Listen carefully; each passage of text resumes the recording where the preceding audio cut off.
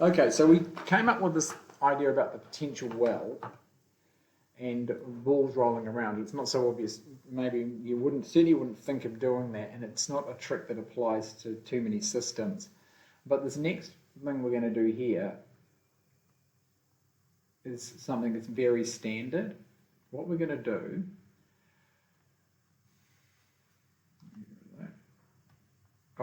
what we're going to do is we're going to think about this as an ODE, right, which is what it is. We're going to write it as a first order system. This is something we do for numerical solutions and also to analyze it. So what we're going to write is we're going to introduce a coordinate v, which is df d zeta. And then we have a system of equations where we have df d zeta is v, and the v d zeta is equal to, and then we rearrange this equation, and we get c times f minus 3f cubed. Okay, so we're going to use the idea of a phase portrait for nonlinear ODEs. Nonlinear system of ODEs. Alright, so this is a super important idea, and if you haven't seen it before, then it's something that you've got to learn. I'm presuming that you've already done this. So the most important idea is that we can draw a vector field for these, so you can see a picture of them and how they move, and then we're going to look at equilibrium points.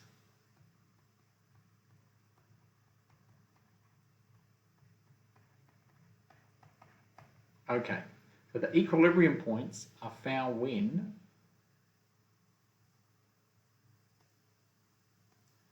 the solution doesn't change. So and the solution tends to wind up either in these equilibrium points or they play some super important role in the solution. So what we've got is we must have v is equal to 0 for an equilibrium point, and we must have f is equal to either 0 or 3 over c. So there's two equilibrium points. And then, so if we look at the phase portrait, here's f and here's v. Then we have two equilibrium points here and here.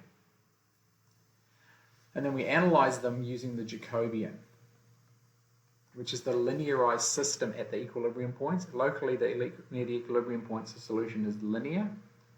So if I call this g of f comma v, and this is h of f comma v, and the Jacobian is the matrix of dg df, dg dv, dh df, and dh dv.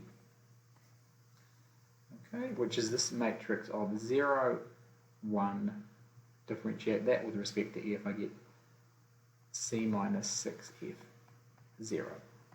Okay, so if I look at the points here, if I go the Jacobian of 0 at the point 0, 0, that's one of my equilibriums. V is 0, f is 0.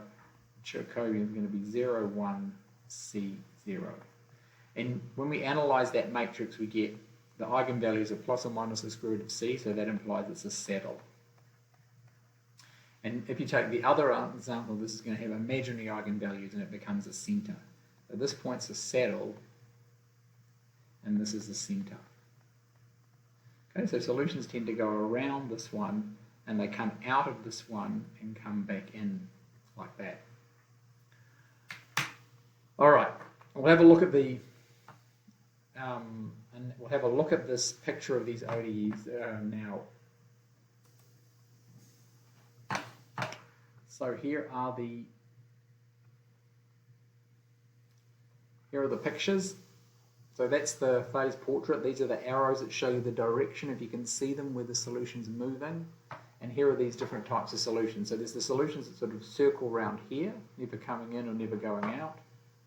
And these are these solutions here. There's a reason why the solutions can't move in and out, because there's a conserved quantity that the solutions must preserve, which is essentially the energy that we wrote down as potential energy. So there's a constants of integration. So the solutions that go around in orbits like that, they turn into waves going up and down like this, periodic waves going out to minus infinity.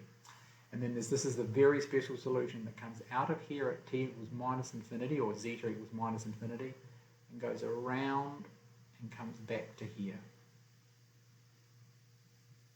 Okay, there's that solution there. That's the one that ball rolling that we talked about. So we basically analysed this equation, these travelling wave solutions. Now we're going to go and do some algebra and actually find a formula for it.